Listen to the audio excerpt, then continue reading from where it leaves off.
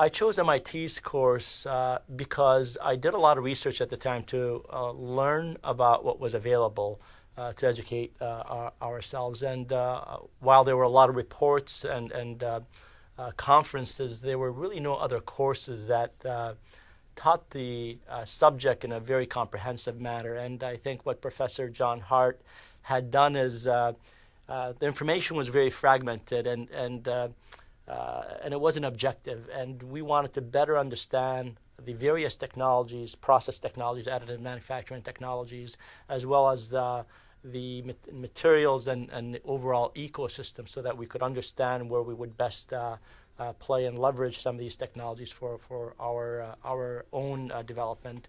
And there really wasn't any other course, and I think there really today isn't any other course that is as comprehensive, as broad, but also as deep as what is taught in this course. It has a lot of theory that really doesn't exist anywhere, but also a lot of practice that the students were able to experience.